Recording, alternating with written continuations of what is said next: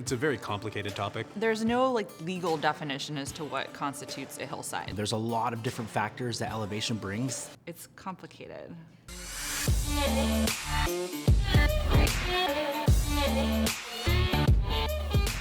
Hi everyone, we are talking about the next big Wine Access Wine Club and giving you a sneak peek at what to expect. This quarter's wine club is all about high altitude wines.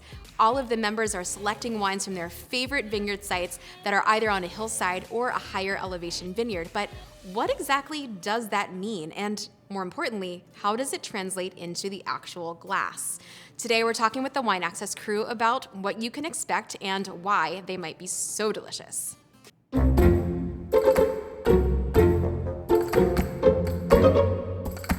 Altitude itself provides a really beautiful sun exposure, which helps with the ripeness of the berries. If the sun is rising at 5:30, 5:45 in the morning, 6 o'clock in the morning, the vineyards up on Howe Mountain at 1,700 feet of elevation are going to start getting photosynthetic activity for a good 3 hours longer during the growing season. There's something called the inversion layer. So here in Napa, for instance, we get this fog. You think about a hillside, so the valley floor will be covered with this fog. It's actually going to trap in sort of cooler air, while above the fog line, this is going to be warmer in the mornings where the sunlight is actually able to hit the vines, and then as this cools off and the fog evaporates over the course of the day, then the sunlight is hitting the valley floor sort of in a more direct way. But also as you climb in altitude, you're getting cooler temperatures, so you're preserving the acidity. The skins in the grapes are thicker, they're protecting themselves. I mean, these grapes are getting sunburn, basically, that builds really hardy skins.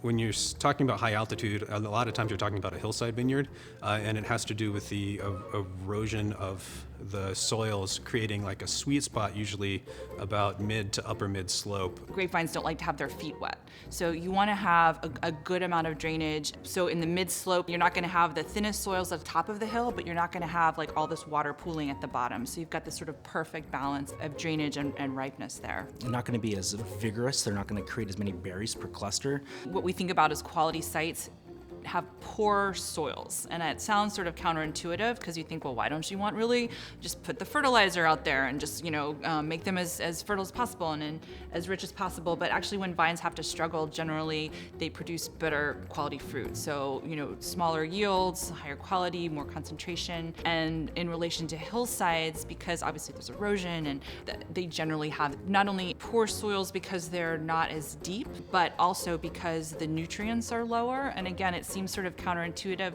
for growing, but too many nutrients in the soil can cause vines that are very vigorous. And generally, vigor is not what you want in a vine. You want the vine to focus on the creation of the clusters, not the creation of foliage.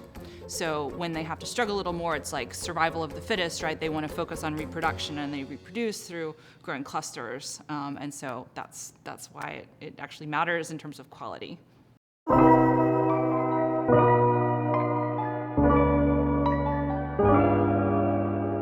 Awesome. When you have high altitude wines and the grapes are giving you a different expression, it's almost like that Instagram filter that's brighter. I can name it, it's the second one on the filters. It gives you a really brilliant structure to the wine where the tension of ripe fruit and fresh acidity is bringing energy to the experience of the wine. You literally just smell the aromas, they jump out, and then you take the first sip. And I don't know if you ever did it when you were a kid, but grab a battery and literally lick it, and you get that jolt of energy and intensity that it just captivates you. It makes your mouth water, it makes you want to have more and more. Purity. Energy. Balance.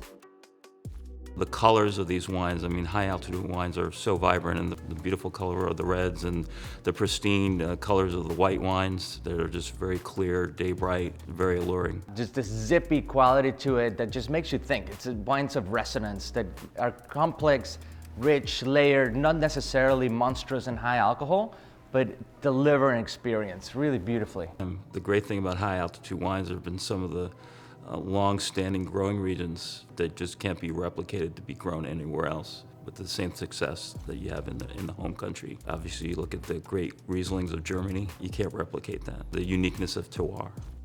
I hope that helped to break everything down. As you can see, it's a little bit complicated, but wines from a higher elevation or a higher altitude vineyard from a hillside site are really interesting, can be absolutely fantastic. Concentration, freshness, brightness, so many words we talked about today, and I hope you enjoy them for the next Wine Access Wine Club.